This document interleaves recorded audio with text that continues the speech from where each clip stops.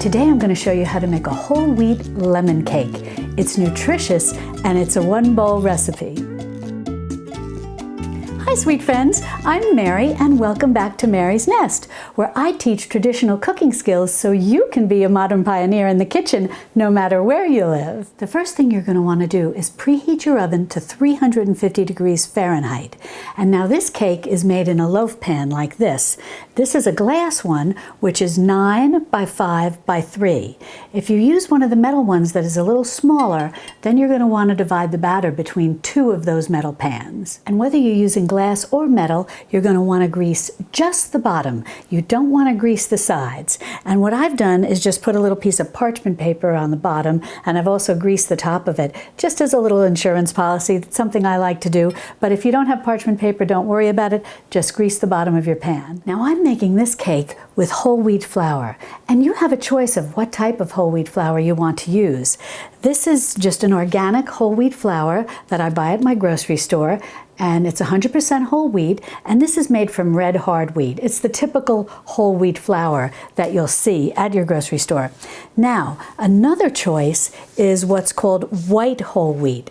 Now, this is also 100% whole wheat. It's not white flour, it is the whole grain. It's just made from white hard wheat. So you've got white hard wheat berries that are made into flour, or red hard wheat berries that are made into flour. Both are whole grain, both are very nutritious. They're just different varieties. And what's nice about the 100% white whole wheat, which I actually see this at my grocery store, so it's becoming more common to be able to find, is the nice thing about it is it's lighter in color, it's lighter in flavor, and it makes a slightly lighter baked good as opposed to regular whole wheat. So if you're newly introducing whole grains to your family, using the white whole wheat can be a nice option. Sometimes they may not even be able to tell that you didn't use white flour. So what I'm using is the 100% white whole wheat flour, and I've got 2½ cups of that. And then I've got 3½ teaspoons of baking powder, 1/2 teaspoon of baking soda, and 1/2 teaspoon of salt. It's all mixing together now. So what I'm going to do right now is just take a whisk, and I'm just going to mix everything together so we get that baking powder and the baking soda and the salt mixed in well with the flour. Next, I'm just going to switch to using my little spoon spatula here, and I'm just going to make a little well right in the middle, and then we're just going to go ahead and start in adding all the ingredients.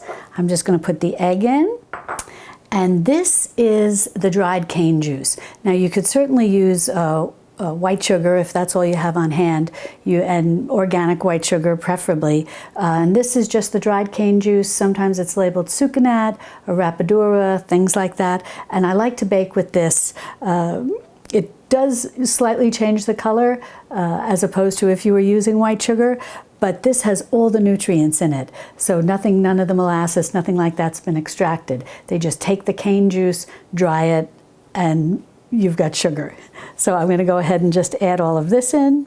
And then next, I'm just going to go ahead and put the zest. That's 1 egg, and that's 1 cup of the dried cane juice, sugar. And this is the zest of 6 lemons. I'm just going to go and get all of that in. And then in here, I have 1 stick of butter, which is 8 tablespoons or 1/2 cup that I've just melted and allowed to cool a little bit so we don't cook the egg.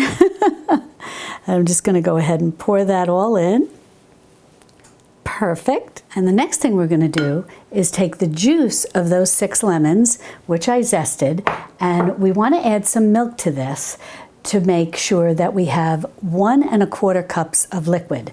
And the juice of the 6 lemons was slightly a little bit more than 3/4 of a cup. I think just a little bit more. So what I'm going to do is I'm just going to add enough milk to make this come up to 1 1/4 cups. I'm just going to take a little whisk and mix this milk and lemon juice together. And yes, the milk will curdle a little. And basically what we want to do is make sure that it is soured, because we want to use the soured milk in this 1 bowl cake, because that's kind of your secret when you do 1 bowl cakes. You want to make sure that you've got something that's like buttermilk or thinned yogurt or thinned sour cream or milk to which you've added a little bit of lemon juice and allowed that to thicken. Now here we're using a little more than the average amount of lemon juice that you would use to thicken or to sour the milk. Because it being a lemon cake, we're putting the emphasis on the lemon juice.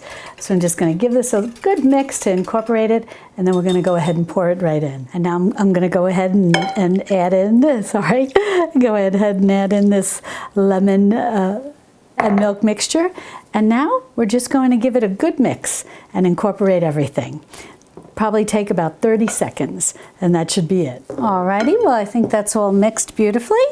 And now we'll just go ahead and pour it right into our prepared pan here. So that was really quick and easy. Now it's all ready to go into the oven. Well, that lemon cake is going to take between 55 to 65 minutes to bake at 350 degrees Fahrenheit. If you're using 2 metal pans, it'll probably be ready in about 55 minutes. And if you're using a larger glass pan, it's probably going to be closer to the 65 minutes. But we'll check it at 55 minutes, and maybe even a little before, just to make sure it's browning okay. And I'll put a toothpick in and we'll see when it'll be done. While the lemon cake is baking, I wanted to share a little something with you. You may have noticed that I had a little friend here helping me today in the kitchen while I was baking. This is Benjamin Bunny, and he's kind of the reason why I'm making a little lemon cake. I like to think of it as a lemon tea cake for my little British visitor. As some of you may recall, in a previous video where I talked about some thrift store finds that I had that were very special to me, I shared with you the little figurine of Mrs. Rabbit, the little Beatrix Potter character. In that video, I shared that I was also on the lookout for Benjamin Bunny, because he's very special to me because my son's name is Benjamin. And when my son was young, I would read him all the Beatrix Potter stories, and I would even call him Benjamin Bunny. Well, a very sweet friend of mine named Brooke, hi Brooke, was very thoughtful to send me Benjamin Bunny. She watched that video and heard me talking about how I was looking for him, and she said to herself, paraphrasing a little, Benjamin Bunny needs to live with Mary. So Brooke sent me this delightful little figurine of Benjamin and included a lovely note, a handwritten note, which was so beautiful. And she told me all about Beatrix Potter and a little bit of a history of her life and how she came to love animals and make them anthropomorphic, wearing clothes and very human-like. And it was just a delight to read your notebook. I really appreciate it. So in addition to helping me in the kitchen today as I bake a little lemon tea cake, Benjamin has taken a wonderful place in my china cabinet next to Mrs. Rabbit. So thank you very much, Brooke. This was so thoughtful of you. And now Benjamin will be here to join us for a little lemon tea cake. Well, I just took this out of the oven. I tested it with a toothpick. It came out dry, so I think it's done. And the aroma is so lemony. I can't wait to try it. But I'm going to sit and let it cool here just for about 10 minutes, and then we'll take it out of the loaf pan and give it a taste. Well, I let this cool a bit, and I'm very excited to take a slice. Oh, listen to that outside crust. Oh, it sounds delicious. Oh, this just looks wonderful. Look at this beautiful cake. Well, I've got some lemon ginger tea to go along with this lemon cake, whole wheat lemon cake. So let's give it a taste and see how it is. Look at that. Oh, I just think it's glorious. Mmm. Mmm. Mmm. So moist, so lemony. Oh, you've got to try this. It's just delicious. And here's to you, my sweet little British friend, Benjamin Bunny. And here's to you, my sweet friend Brooke. Thank you so much for this lovely, heartfelt gift. I'll treasure him always. And here's to all of you, my sweet friends here in the US and across the pond and all around the world. If you'd like to learn more about traditional cooking, be sure to subscribe to my channel and then click on this video over here where I show you how to make a whole grain banana crunch bread. And I'll see you over there in my Texas Hill Country kitchen. Love and God bless.